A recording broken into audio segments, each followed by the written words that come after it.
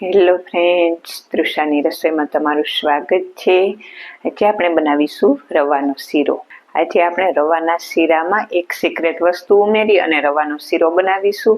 તો મસ્ત મજાનો એકદમ સરસ ટ્રેડિશનલ રેસીપી છે. તો ચાલો જોઈ લઈએ આજની રેસીપી, રવાનો શીરો. આપણે રવાનો શીરો બનાવીશું તો તેના માટે મેં રવો લીધેલો છે. જે એકદમ ઝીણો રવો આવે છે ને તે લેવાનો છે. જે જાડો રવો આવે છે ને તે નથી લેવાનો.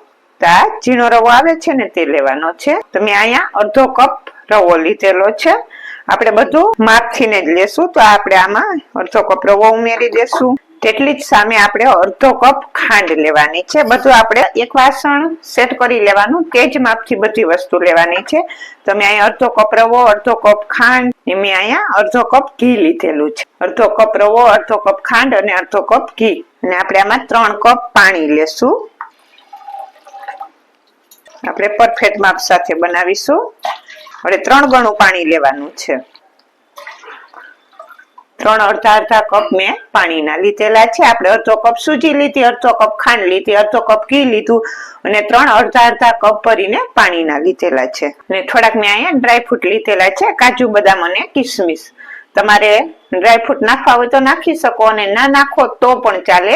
રવાનો શીરો બનાવીએ છીએ તેમાં કઈ ડ્રાયફ્રૂટ ની જરૂર નથી, પણ આ તો નાખવા હોય તો નાખી શકો અને ના નાખો તો સ્કીપ પણ કરી શકો.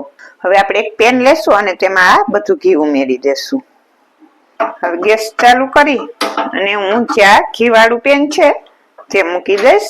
ઘીને આપણે સહેજ ગરમ થવા દેશું. ઘી ગરમ થઈ જાય એટલે જે આપણે આ સૂજી લીધેલી છે તે ઉમેરી દેશું.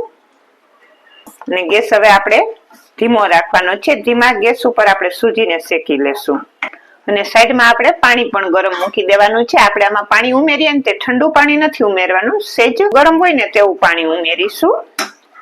હવે આ રવો શેકાવા માંડ્યો છે. રવો થોડોક અડધી મિનિટ માટે શેકાઈ જાય ને પછી આપણે તેમાં 1 ચમચી ચણાનો લોટ ઉમેરીશું. ચણાના લોટ ઉમેરવાથી ત્યાં શીરો બહુ સરસ બનશે અને તેનો કલર પણ બહુ સરસ આવશે. એટલે આપણે 1 ચમચી જેટલો જ ઉમેરવાનો છે, જાજો નથી ઉમેરવાનો. 1 ચમચી જેટલો ચણાનો લોટ ઉમેરી દેવાનો. આપણે અડધી મિનિટ રવો શેકાઈ જાય ને પછી ચણાનો લોટ ઉમેરવાનો. હવે આપણે આને ધીમા ગેસ ઉપર સરસ રવો શેકાઈ જાય ને ત્યાં સુધી શેકી લેશું.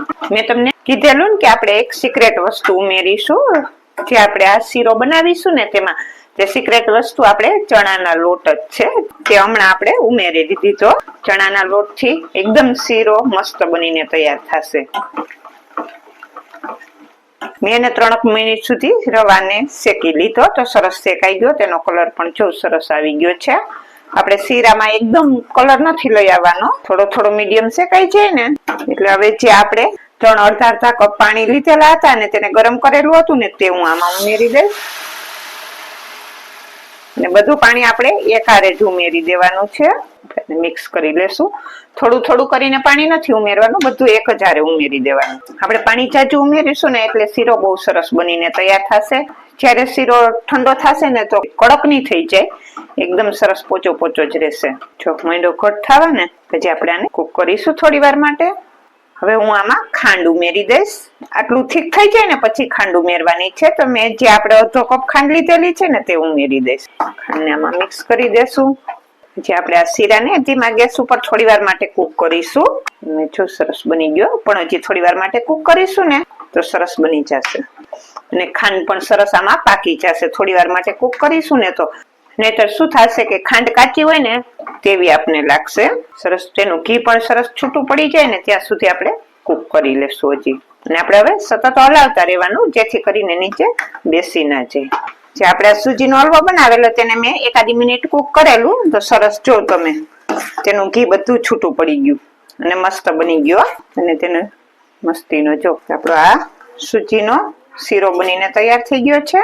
તેમાં મેં જે ડ્રાયફ્રૂટ લીધેલું હતું તે બધું ઉમેરી દઈશ અને આપણે તેને આમાં મિક્સ કરી દઈશું. ડ્રાયફ્રૂટને જો તમે બધું ઘી બહાર છૂટું પડી ગયું છે એટલું કૂક કરવાનું. આપણો શીરો બનીને તૈયાર થઈ ગયો છે. ગેસ ઓફ કરી દેશું ને શીરાને હું સર્વ કરીશ.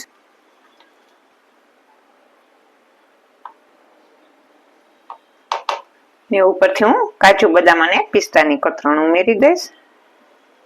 તો તૈયાર થઈ ગયો છે મસ્ત મજાનો સૂજીનો અથવા તો રવાનો શીરો. જે આપણે ટ્રેડિશનલ રીતે બનાવતા હોઈએ તે જ રીતે આજે મેં રવાનો શીરો બનાવીને તૈયાર કરેલો છે.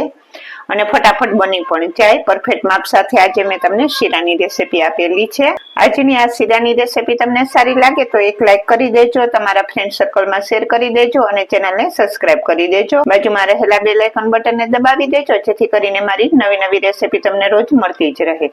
તો મસ્ત મજાનો એકદમ સરસ ટેસ્ટી એવો અને ફટાફટ બની જાય તેવો સૂજીનો શીરો બનીને તૈયાર થઈ ગયો છે, અથવા તો રવાનો શીરો બનીને તૈયાર થઈ ગયો છે. અને જે આપણે આમાં એક તમે જોઈ શકો છો તેનો કલર કેટલો સરસ આવેલો છે. આપણે જે 1 ચમચી 1 ચણાનો લોટ ઉમેરેલો તેથી તેનો ટેસ્ટમાં પણ સરસ લાગશે અને તેનો કલર પણ બહુ સરસ આવશે. તો અત્યારે તમે જોઈ શકો છો બહુ મસ્ત કલર આવી ગયો છે. તો તૈયાર થઈ ગયો છે મસ્ત મજાનો રવાનો શીરો.